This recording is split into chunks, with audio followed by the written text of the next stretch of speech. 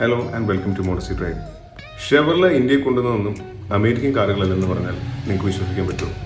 അതായത് Chevrolet American ആണെങ്കിലും അവർ കൊണ്ടുവന്ന അല്ലെങ്കിൽ അവർ അവതരിപ്പിച്ച ഇന്ത്യയിൽ ഉണ്ടായിരുന്ന കാറുകളൊന്നും അമേരിക്കൻ അല്ല. Let me explain. ഷെവർലെ ആദ്യത്തെ കാറുകളിൽ ഒന്നായിരുന്നു ഷെവർലെ ഫോറസ്റ്റർ.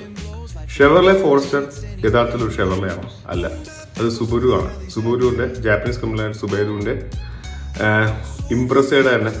ഇംപ്രസ് നമുക്ക് എല്ലാവർക്കും അറിയായിരിക്കും, കാരണം NFSലൊക്കെ ഞാൻ കുറേ കളിച്ച് അഡിക്ഷൻ ആയിട്ടുള്ള ഒരു മോഡലാണ് സുബാരു ഇംപ്രസ.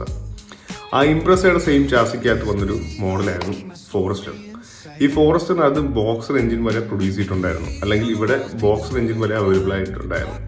എന്നിട്ടും ആരും അത് മേടിച്ചിട്ടില്ല എന്നുള്ളതാണ് സത്യം. കാരണം ഞാൻ എൻ്റെ ജീവിതത്തിൽ ഇന്നേ വരെ ഒരു ഫോറസ്റ്ററെ നേരിട്ട് കണ്ടിട്ടില്ല.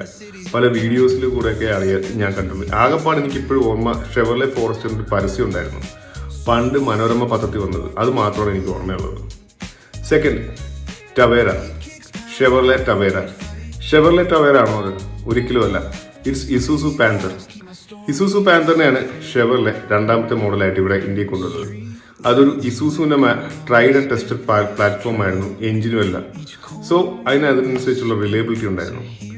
ഷെവർലയുടെ മൂവ് കാരണം അമ്മ ആദ്യമേ 2 ജാപ്പനീസ് ബ്രാൻഡ്സാണ് കൊണ്ടുവന്നത്, ജാപ്പനീസ് കാറുകളാണ് കൊണ്ടുവന്നത്. സോ ടവേരയാണ് ഷെവർലെ ഇത്രയ്ക്ക് റിലയബിളും എല്ലാം ആണെന്ന് കാണിച്ചു തന്നത് ഇന്ത്യക്കാരന്. അങ്ങനെയാണ് അവർ കുറച്ചൊരു അവരുടെ ബിസിനസ് അല്ലെ അവരുടെ ഒരു പ്രസൻസ് സിമെന്റ് ചെയ്തത്. പിന്നെ തൊട്ട് വന്നതാണ് ഷെവർലയുടെ കൊറിയൻ സബ് ബ്രാൻഡ് ആയിട്ടുള്ള ദേവുവിൻ്റെ കാറുകൾ. Starting with Chevrolet spark. Chevrolet spark പഴയ ദേവുവിൻ്റെ മാറ്റിസ് തന്നെയാണ്.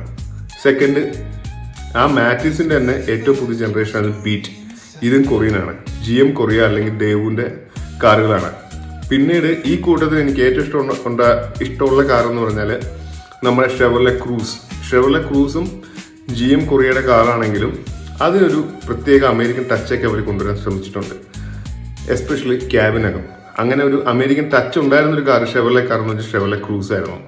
പിന്നെ ബീറ്റ് എനിക്കിപ്പോഴും ഓർമ്മയുണ്ട്, ട്രാൻസ്ഫോമേഴ്സ് സിനിമയ്ക്കകത്തൊക്കെ ബീറ്റ് ആണ് നമ്മുടെ റോബോട്ടിന്റെ കൂട്ടത്തിൽ വരുന്നത്. റോബോട്ടുകളിൽ ഒരു റോബോട്ട് ബീറ്റാണ്. സോ അത്രയ്ക്ക് വരെ പബ്ലിസിറ്റി കിട്ടിയൊരു കാറാണ് ബീറ്റ്. ഈ 2 കാറുകൾ ഒഴിച്ചാൽ ബാക്കി വന്ന കാറുകളൊക്കെ ആവിയോ, അങ്ങനെയൊക്കെ കുറെ കാറുകൾ, ഇഷ്ടംപോലെ കാറുകളുണ്ട്. നമുക്കത് എനിക്ക് ഓർമ്മയിൽ പോലും നിൽക്കുന്നത് ആവിയോ യുവ, ആവിയോ LS, ഇതെല്ലാം GM കൊറിയ അല്ലെങ്കിൽ ദേവുവിന്റെ കാറുകളായിരുന്നു.